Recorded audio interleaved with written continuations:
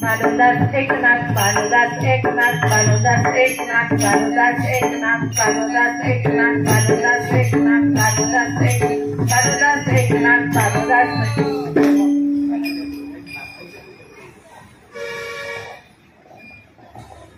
मी आता तुम्हाला एक छान असं भारुड सादर करणार आहे. आपल्या देशामध्ये एवढे छान संत होऊन गेले आणि समाजासाठी त्यांची एवढी तळमळ असायची. समाजाला कसं प्रबोधन करायचं, समाजाला आपण कशा प्रकारे मोक्षाची प्राप्ती करून द्यायची, त्यासाठी ते सतत त्यांची हे असायची, तळमळ असायची. पण जरी त्यांनी कीर्तनं ठेवली तरी कोणी कीर्तनाला जात नसायचं. मग काय करावं, असं करून लोकनाट्य, कलानाट्य अशा प्रकारे त्याचं सादरीकरण करून समाजापर्यंत प्रबोधन करायचं आणि त्यांना समाजाला सुज्ञान करण्यासाठी ते असं कलानाट्याद्वारे प्रबोधन करायचे. आणि खरंच आपल्या देशामध्ये एवढे छान संत होऊन गेले आता पण आहेत, बोटावर मोजणे इतकी. माझी ज्ञानमाऊली बी तशीच आहे. खरंच आम्हाला सतत त्यांचा दिवस रात्र प्रयत्न असतो की आम्ही कसे भक्ती मार्गात तल्लीन होऊ आणि आमचा परिवार कसा सुखी होईल यासाठी ते सतत झटत असतात. चला तर मी आता एक छोटंसं भारुड आहे. मला काही एवढं सादरीकरण कधी केलेलं नाही, फक्त बोललेली आहे, पण आज मी सादर करायचा प्रयत्न करत आहे. चला तर आता सादर करूया. मोड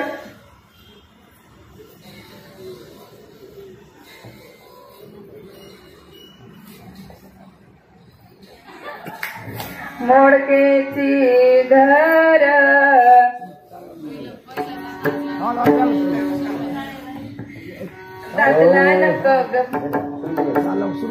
दादला नको ग बाई मला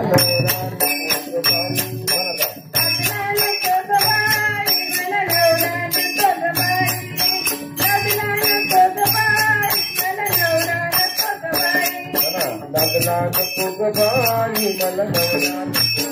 ऐका म्हणा, दादला नको ग बाई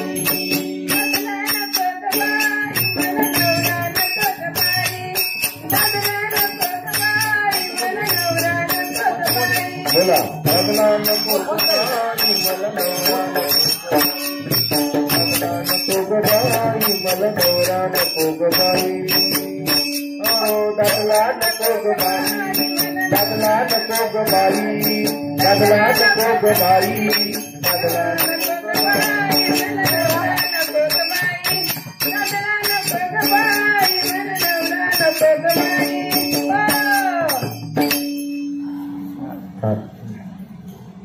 हो रे हो, हो मला नको काय का नको तू, का नको तुला दादला. आजोबाई काय सांगू माझी कर्म कहाणी, काय नको दादला तुला. आता माझी कहाणी सांगायला बसते ना तर रात्र पुरायचं नाही. आणि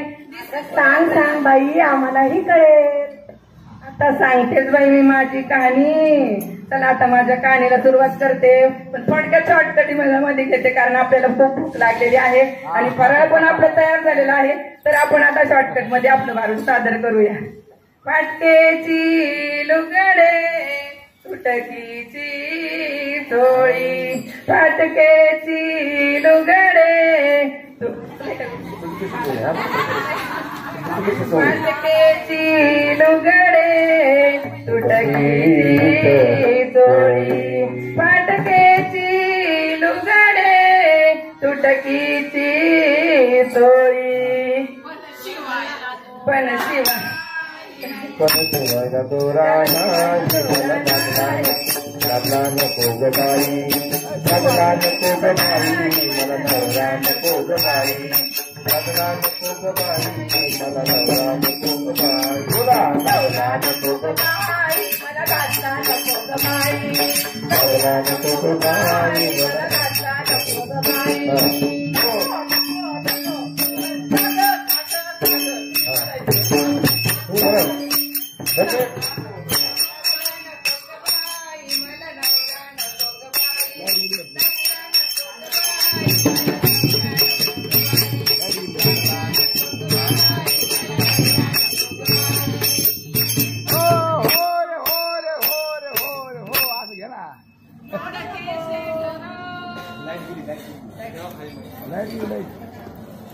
बघा कसं बघा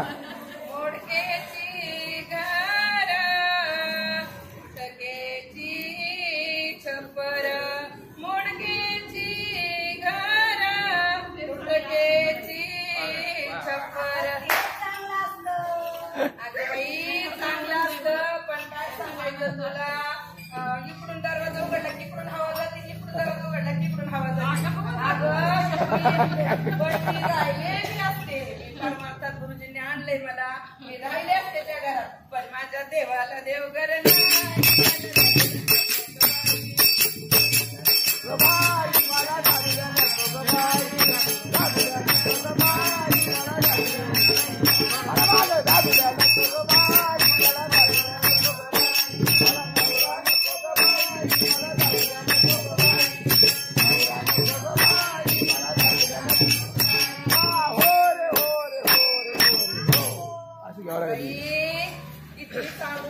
टाळ वाजन तू सांगितलं तरी काही टाळे कटला झाला एवढं घे शेवटी वाजव टाळ घे डबल वाजव भारी वाटत साबुदाण्याची खिचडी हाय बाई पण आता ते खिचडी खाऊन ते काय पोट भरतं का जरा वेळाने झालं की परत पाहिजेच काहीतरी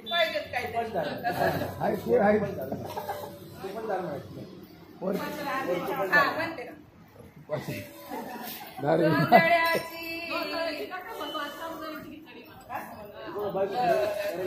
साबुदाण्याची खिचडी कमन बसली ग बाई लगेच बसूनच घेतलं बाई काय खरं नाही बाई माझं साबुदाण्याची खिचडी आणि बटाट्याचा चिवडा अगं चांगलंय पण त्याच्यावर तुपाची टाळ वाजन तू सांगितलं तरी काही टाळे कटला झाला एवढं घे शेवटी वाजव शिवलं तरी ते टाळ घे डबल वाजव भारी वाटत साबुदाण्याची खिचडी हाय बाई पण आता ते खिचडी खाऊन ते काय पोट भरतं का जरा वेळाने झालं की परत पाहिजेच काहीतरी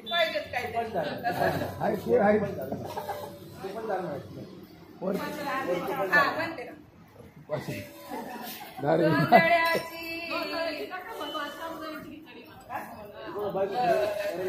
साबुदाण्याची खिचडी कमन बसली ग बाई लगेच बसूनच घेतलं बाई काय खरं नाही बाई माझं साबुदाण्याची खिचडी आणि बटाट्याचा चिवडा अगं चांगलंय पण त्याच्यावर तुपाची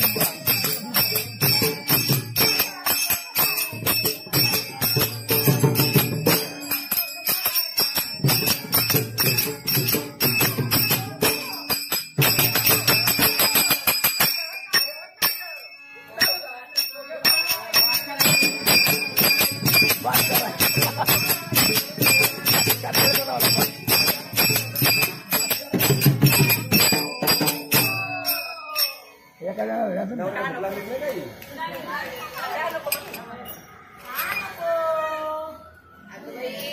सांगू आता मी परमार्थात थोडं थोडं थोडं थोडं पाऊल टाकले आता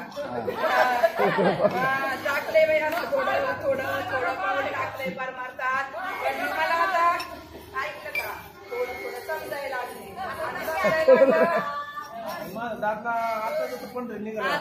माझा दादा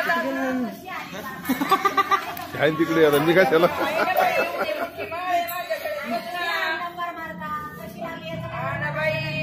मी परमार्थात आले माझ्या ज्ञानमाऊलीमुळं ज्ञानमाऊली आम्हाला 15-20 वर्षापासून शिकवित होते पण आमचं काही डोक्यात आता कुठं कळायला लागले ती मुक्ताबाई आली ज्ञानाची माऊली म्हणून माझ्या थोडं डोक्यात बसलं आणि मग मी म्हणलं चला बाई आपल्या गळ्यात माळ चला आता 15 वर्ष झालं माळ घातली पण आता माझ्या नवऱ्याला मी माळ घातली पाहिजे चला बाई म्हणलं आता गुरुजींच्या कानावर घाला आता मी सांगते आता मला सांगते माझ्या प्रपंचाचं सगळं सांगून झालं पण मी या परमार्थात आले एका जनार्दनी समरस झाले एका जनार्दनी समरस झाले तोरस येते नाही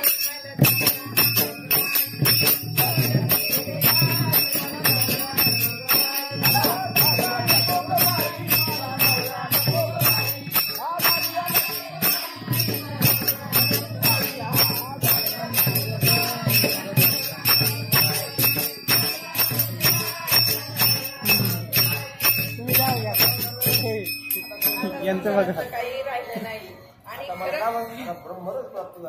आता ब्रह्मरस प्राप्त झालेला आहे आणि तो आनंद आहे ना जगात कुठेही नाही हा आनंद माझं मी सगळ्यांना सांगणे माझ्या हृदयात खरंच खूप आनंद झालाय माझ्या हृदयात आनंद व्हावे ना आणि हा आनंद सगळ्यांना प्राप्त व्हावा हीच माझी आज आषाढी एकादशी दिवशी पांडुरंगाचरणी प्रार्थना आणि तुम्हाला मला खरंच सांगायचं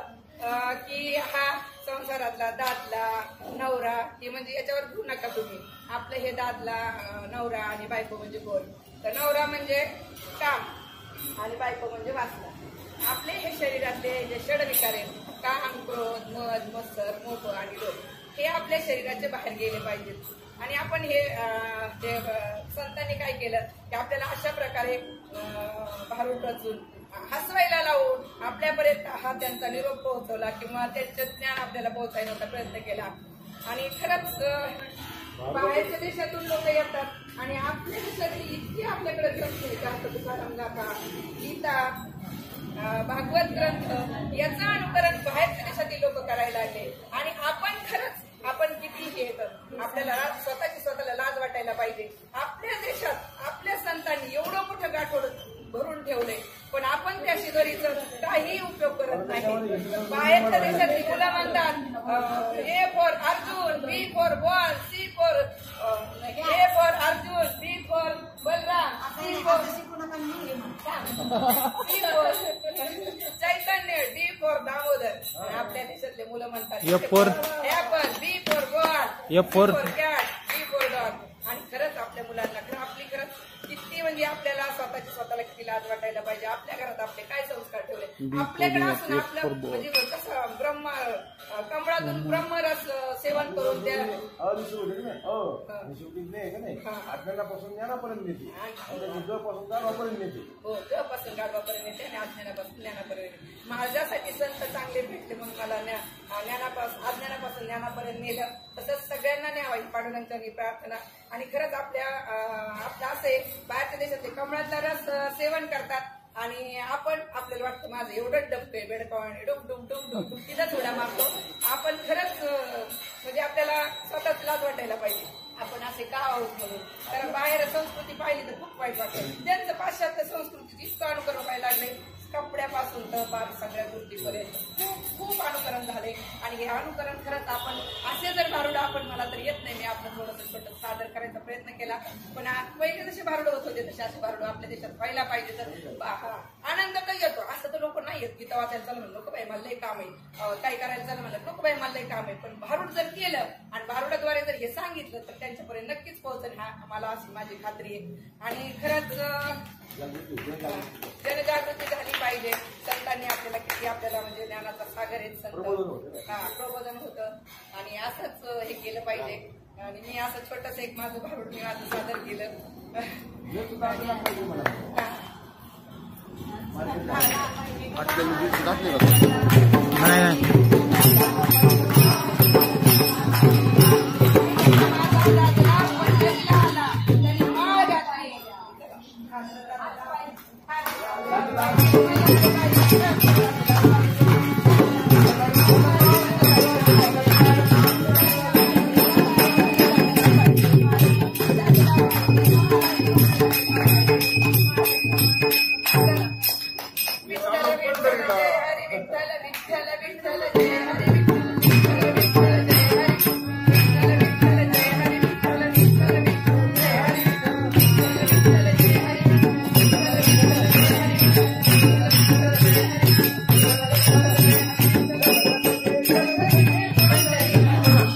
हरी विठ्ठल